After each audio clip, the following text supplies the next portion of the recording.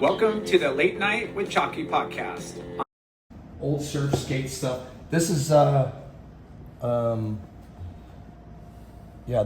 this is Porto Escondido, just surf and skate. This is Pasquale's, Newport, my band stuff. This is how we kind of started. Then there's my just remember Bud Lamas gave me the board. Yeah. And then he was all stoked. He goes, dude, you look like a fatter version of me. And we laughed because I was just with him the other day. He's like, he's bigger than me now. I go, dude, you gotta get back in the water. Big boy. So here's some of the music stuff. Yeah. I did a lot of Warped Tours. You can see we did Warped Tour. We did 5 or 6 Warped Tours, and that band blew up. Well, right when we were getting big, I just recorded our album Prohibito, and we were like chosen to be like the next Offspring type of thing, and I got blown up and I lost everything. So. But okay, and then here, it was weird. My luck. I'm in Mexico with my Japanese friends. On 9/11, we're stuck for 3 days. They closed the border. This is me in Fiji. This is me tearing the crap out of restaurants. Jeez. This is old school. I love this the scrapbook, man. This is sick. This is my friend that my best friend. He was my band manager. That died. This was us at Pasquale's. I go, dude, lean over. And I snapped that shot. It was just like, Pasquale's is the heaviest freaking wave. Then there was my band. We had the family crossing the street. It's probably a no-go type of thing.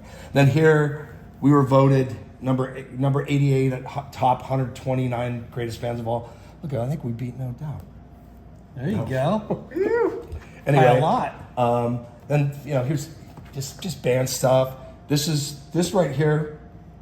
This was the Palladium with Bad Religion. We got to do some really big shows. I think we were playing with like No Doubt and Fishbone here.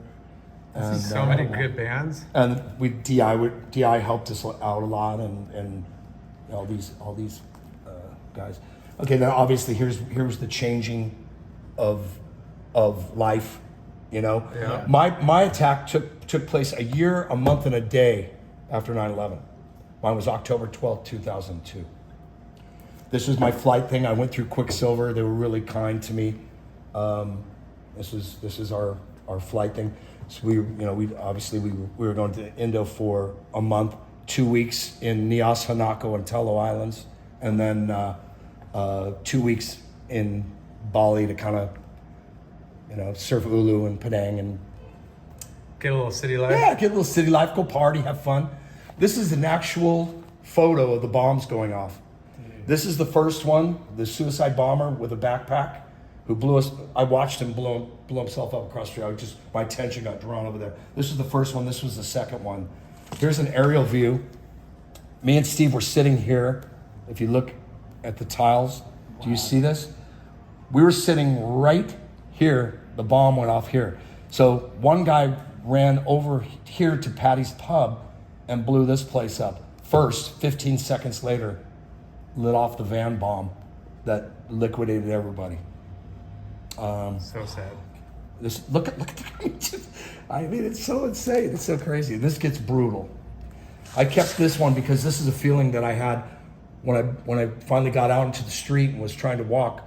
The bomber had stopped the traffic, the van, and stopped traffic, and so all the cars were blowing up. Their gas was blowing up. So as soon as I got in the street, I thought we were getting bombed from airplanes. It was just going boom, boom, boom. Cars. And so this, if you read the story on this guy, he's an Aussie guy. He bled out on the inside, and I bled out. I was bleeding out of my ass for a long time. And what happens is they go and they get you and they open you up, and the bomb tore your guts up. They just got to sew you back up and bleed out. So I was bleeding. I remember I go, I'm gonna die. And so here it is. Here's the club I was in. See the girl right here. See the bra. I mean, it's just freaking gnarly. It's so brutal. It's just here's this. I mean, I don't even Body parts. Look at this. Yeah. So I don't know if you guys realize how brutal it was. And I went through my best friend Steve didn't make it out, so I went through all these bodies. I was ripping open all the bags and looking for them. It was heavy, and I was blown up at the time. So it was but look at what it did to the cars. I mean, seriously. I mean, Incinerated. look at this. How the hell? You know, you just. Yeah. I feel like a ghost. That's what I feel like all the time.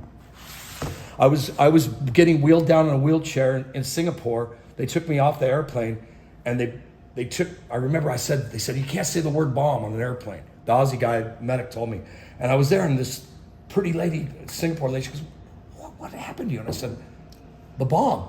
And everybody's like, "Oh, in the airplane." And I'm going, "Oh my God!" And this Aussie guy sitting next to me is going, "Oh man, dude, you can't say bomb." I'm going, "Oh my God, they're gonna throw me in jail in Singapore." Yeah. So we landed in Singapore, and anyway, they're wheeling me down. I'm going, "Where are you taking me?"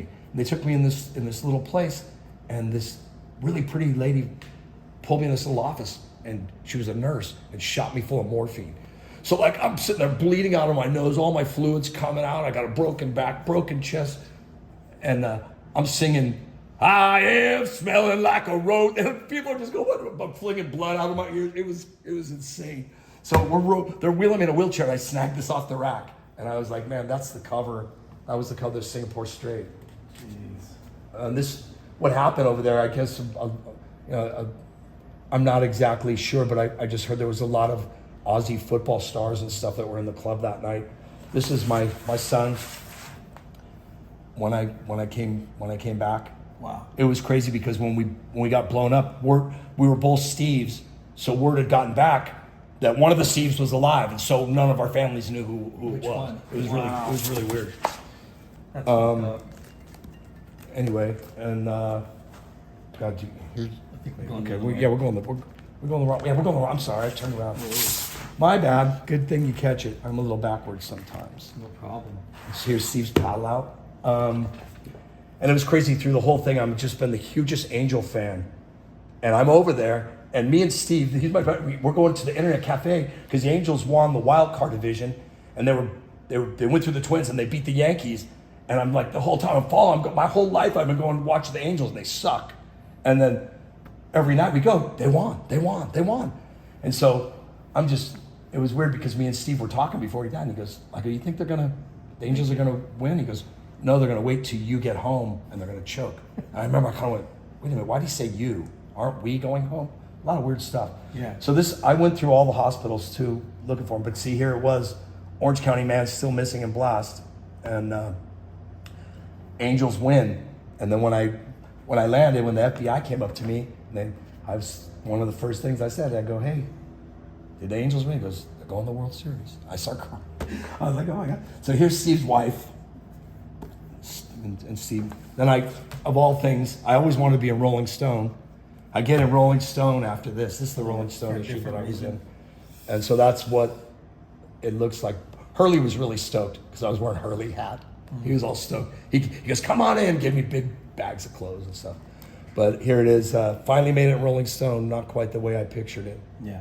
So my hands, my friend was trapped underneath, and I tried to pull the roof off. It was like a corrugated metal thing, and just melted. My hands were gone. It was evil. Damn. Evil. Here's what my hands look like. Oh, shit. Brutal. Yeah, well, it could have been a lot worse. I went on Dr. Phil and was completely deaf, and he just destroyed me. I said, "Doc, I can't hear at all in this ear. Can I move to the other side?" He goes, "No." So I'm like, yeah. Dr. Phil on the TV? Yes, this is my invite. Oprah's best bud. Yeah, and then here's, eardrum, vertigo, burn, shoulder fracture. I broke my scapula breaking down the wall. Got letters from people. Here's Pennywise did a benefit for me. They were so awesome. Pennywise did a benefit for me. That was me. Then Fletcher made me sing with him. I'm fucking deaf, Fletcher. I can't fucking hear you. He goes, "Get your fucking ass up there, Crabby, and sing a song." And so these guys got me, like $15,000 to help me with my life at the time. Here's the actual poster for it. Sick. And I brought all my friends in, Bombs, Shattered Fate, DI, The Line from Volcom. They were all buddies of mine. And then Troy Eckert put this together. Wow. Troy Eckert's a sweetheart. I love that kid. Yeah. He goes, "Crabby," he goes, "I'm going to do everything I can for you." And he sure as hell did. He orchestrated this whole thing. Yeah, we had So rad. We had him on the podcast too. This is half a block. Do you understand the magnitude? This is half a block, or this is like a block down the street. Look at this car. I was sitting next to that thing. Look at it, blew the rebar off this thing. I'm telling you, I'm a freaking ghost. So it's just creepy for me, you know. It's a little tough. Yeah. But I got a lot of love from the punk rock community. And You know what? When I got hurt, the doctors told me, you know, you're not going to sing. I remember the doctor said to me at Hogue, because I didn't even get to a doctor till I got home, and that was like days later. And then the doctor's like making conversation. He goes, "What do you do?" I go, "Well, I surf, and my life is surfing, and my life is music." He goes, "I don't want to be the Grim Reaper." He goes, "But your hearing's gone, your balance is gone," because it blew my cochlea up on my left ear, so my balance mechanism was gone, and so I wouldn't surf, and then I couldn't hear. So he goes, I don't want to be the Grim Reaper. I don't see any way you're gonna be able to surf or sing again." Wrong. Yeah. Wrong. When somebody tells you no, Believe and achieve. If you say you can, you can. If you say you can't, you won't. Here's the first time I went back to try to get on the mic, and the time showed up, and that was me going, "Holy shit!" When I sing, it's louder in my body than what registers in my ears. So I had to learn to sing over again. This is we put a marker up for Steve on the 51st because he fished out here every day. He's bull-legged. You'd see him out there. I put his tattoo on my heart here. Memory of Stephen Brooks Webster, the sweetest man. I still have to deal with the FBI and Department of Justice a lot. They asked me to go and they had like I think 4 or 5 more guys in Guantanamo go to court over there and stuff, and I'm like, no, I already went and faced the original bomb maker in Jakarta, so I'm not going to do that again. So here's a rebirth. This was my new band, the Uprising, when I decided to come back and step back up again. How many years? I started this in 2002. I started this that year. I mean, as soon as I figured out that I could figure a way to sing, I just did it. plus such a good healing process to know that you want to get back to where You could do anything you believe you can, and this is the thing. You know, you got to tell your kids. Yeah. You know, you can do it. These are just, you know. Matter of fact, I just gave them the Agent Orange song we just covered. Our first show with my new band, which is a cover band, Anton Schnauz and the Impalements, we just did our first show with Agent Orange. It was so fun. I'd cover one of their songs. It's come out pretty cool. My drummer left to go to Face to Face, and they came and played our record release party for us. It was really neat. And this was a little mini movie that was made. What's this? Just old surf photos. Just Fucking sick. old surf photos slotted. from back in. Oh man, I got so many. I got a million of them. But here's one of my. Here's like my last wave in Bingen, the afternoon when we were surfing together. How good is that one? Oh, Bingen is. Have you ever surfed Bingen? Yeah. It's a heavy wave, man. I was deep on that one. Came out. This is the first. This is the first song I wrote for the Uprising, which actually got on the radio. And this is surfing Sinaloa, like my first kind of real session back, trying to get back in the water again, riding a longboard. Here's a bunch of stuff. All the terror guys, all the terrorist guys, they were lined up and executed, shot, except for Umar Patek, who I went to court against, the bomb maker. And then this is just, they told me I wouldn't surf. I'm like, here I am, still in the barrel. It's so funny, my friend, my photographer goes, hey, I got a picture of you. And he thought it was him. And he goes, I go, dude, he did get a picture of you. There you are, watching me get barreled. Anyway, so that's, well, there's something else that's missing. Oh yeah, all my teeth got blown out. Dude. Look at this. I got all my teeth. I had to get $60,000 worth of dental replacement. Fucked up I would be is that, eating Mark? and just my teeth would just come out.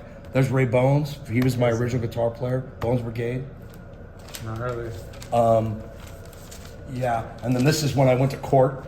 It was crazy. I didn't want to go as a victim.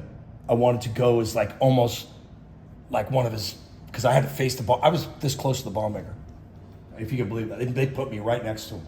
I wanted to not go as a victim. I wanted to go as like the ghost of his countrymen, the ghost of my friends. And so I grew my hair long and dyed my beard and just went and did it. That was a scary thing, man. Going to Indonesia, knowing, you know, I'm risking my life like that. Yeah, it's It true. was heavy. It was heavy, and their court system is really, really heavy. So this looks a little bit better than it did. Just old shots. That's kind of just a little flavor of. No, that's killer. We like it, That's dude. A awesome. little bit of your history right there. It's incredible. And Yeah, it's. these paintings are freaking awesome gifts, man. We're pumped. Well, you know what? It's love. I put out love. All I want to do is try to, you know, to share my stuff. You know, you're on this earth for a short time. Why not give? Yeah. You know, because think about it. What's going to stick around more than paintings that people like? Yeah. They're going to always stick around. So it's pretty neat. Should we get this going? Yeah.